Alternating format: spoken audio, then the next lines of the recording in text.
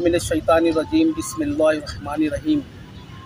जिम्मेदारी किसकी है के साथ हाजिर हूँ हम्मादुल अंसारी, और इस वक्त मेरे साथ मौजूद हैं सीनियर तज्ज़ियाकार, सहाफ़ी, सोशल वर्कर जनाब राव मोहम्मद अयूब उस्मान साहब। इनसे बात करते हैं। अस्सलाम वालेकुम। जी वालेकुम सलाम। अच्छा राव साहब, इस वक्त हम मौजूद हैं कोरंगी मॉडल पार्क में, और कोरंगी के ऊपर बात करते हैं।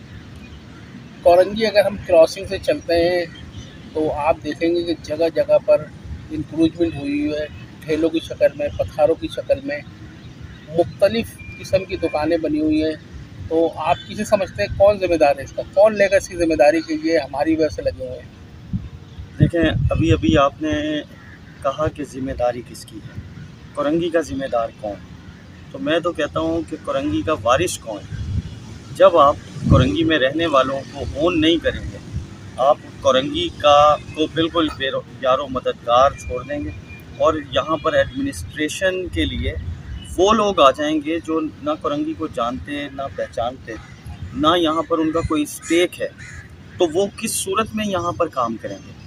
वो सिर्फ यहाँ पर माल बनाने आए हुए हैं। इदारे ज़िम्मेदारी जो है, देखें, सबसे पहले ज़िम्मेदारी जो है वो डिप्टी कमिश्नर ज़िले का मालिक होता है। मैं बारहा आपको भी और दोस्तों को भी बता चुका हूँ कि जो सिंध गवर्नमेंट का नुमाइंदा है वो डिप्टी कमिश्नर कोरंगी, वो तमाम चीज़ों को हेड करता है। तो रिस्पॉन्सिबिलिटी डिप्टी कमिश्नर की। अच्छा, डिप्टी कमिश्नर के साथ साथ दीगर इदारे भी हैं।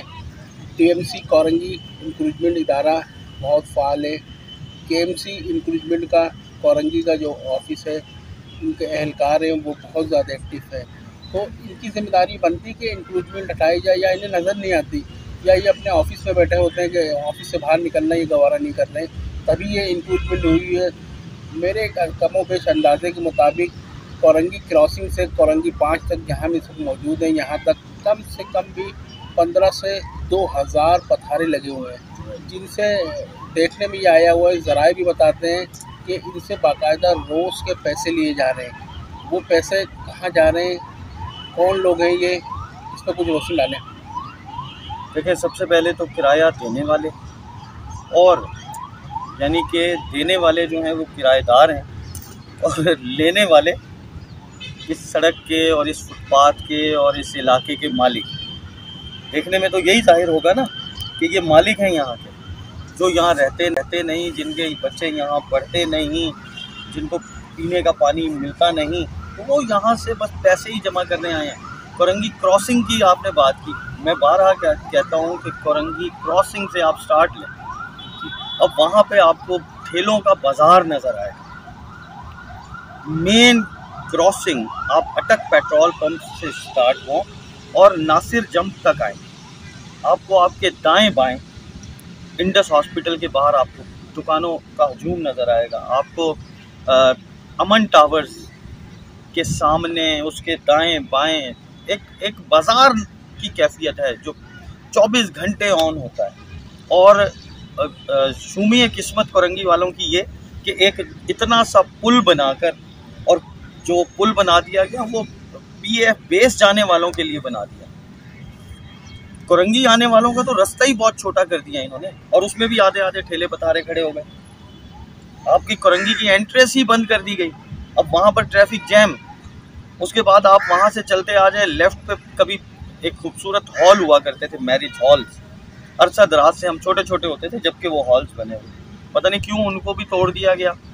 अब ये तो कोई कानूनी शिक होगी ही उनकी, लेकिन वहाँ पर उन हॉल्स में कभी आप विज़िट करें ना, केटीसी के डिपो में आप कभी विज़िट करें ना, आपको 10 से 15-20 हज़ार ठेलों की बात करें, आपको 15 से 20 हज़ार जहाज़ लैंड किए हुए उन हॉलों में, और वहाँ मिलेंगे नशई हजरात वहाँ पर मुस्तकिल बेसिस पर रहते हैं। ये पता ही नहीं किसी को, इदारे उनको शायद सपोर्ट करते हैं कि ये सब कुछ बेचने के साथ साथ शायद को मनशियात वालों से भी पैसे लेते होंगे वो। ठेले तो वहाँ सर, ठेले पथारे गरीब। अच्छा, हम ठेले पथारों के खिलाफ बात करते हैं तो सब हमें कहते हैं कि जी गरीब आदमी का रोज़गार के ख़िलाफ़ हम बात कर रहे हैं। भाई, वो गरीब आदमी अगर 500 रुपये, 200 रुपये, 300 रुपये रोज़ दे रहा है, इसका मतलब है कि वो लो कॉस्ट चीज़ भी फुटपाथ पर नहीं बेच रहा। आवाम समझ रही है कि फुटपाथ से जो मैं ये चीज़ खरीद रहा हूँ या खरीद रही हूँ ये सस्ती है, लेकिन नहीं, वो यकीनी बात है ना, वो खुद उसका भी इंटरेस्ट है दुकानदार का, वो पैसे डबल कमा रहा है। वो इदारा, अच्छा एक इदारे को थोड़ी दे रहा है, वो डीएमसी को, केएमसी को, और उसके बाद पुलिस की मोबाइलें आपको हर वक्त नज़र आ रही होती हैं। अच्छा पुलिस के भी मोटरसाइकिल वाले के अलहदा रेट है, मोबाइल का अलहदा रेट है, हैं? 2 मोटरसाइकिलें आ जाएंगी। जहाँ तक मेरी इतलात हैं कि जो डीएमसी और के जो इंक्रोचमेंट के या इस तरह के इंचार्ज लगाए जाते हैं, उनको ठेके पर लगाया जाता है कि रोज़ के लाख रुपए, रोज़ के 50,000 रुपये आपने अपने हेड ऑफ डिपार्टमेंट को देने हैं। अब 1 लाख रुपए कोई रोज़ एक इदारा, एक टाउन का इदारा अगर किसी एक इदारे को देता है तो मेरा नहीं ख्याल कि ये, मेरी इतलात हैं, ये बड़े पैसे ज़्यादा ज़रूर हो सकते हैं, ये कम नहीं हो सकते, ये लाखों रुपए डेली। ये तो राव साहब, ये तो अगर देखा जाए तो सरकारी खजाने को नुकसान पहुंचाना हुआ। अगर यही पैसे सरकारी खजाने में आए तो इदारे तरक्की करेंगे, तनख्वाहें देने में आसानी होगी, आवाम के फलाई काम करने में आसानी होगी। तो ये कौन लोग हैं? ये मैं ही हूँ, मैं फिर यही कहूँगा कि ये मैं हूँ, इसका जिम्मेदार मैं खुद हूँ कि मैंने आवाज़ नहीं उठाई। मैं, अब हमारा निज़ाम करप्ट है ना, हमारा निज़ाम जो है वो करप्शन को प्रमोट कर रहा है कि हमारे निज़ाम में गवर्नमेंट का चालान 1,000 रुपये है और उस पर रिश्वत 10,000 रुपये देने की प्रैक्टिस हो गई है हमारी, कि वो 1,000 का चालान भरने के लिए आपने साहब बहादुर को कम अज़ कम आपने 10,000 रुपये रिश्वत के देने हैं, तो वो आपको वो चालान इशू होगा। आप गवर्नमेंट के इस कलेक्शन सिस्टम को नहीं, आप कोई फंड्स मैनेज करने को वो नहीं कर सकते। आप ये फीसें बढ़ा दें, रेट बढ़ जाएंगे।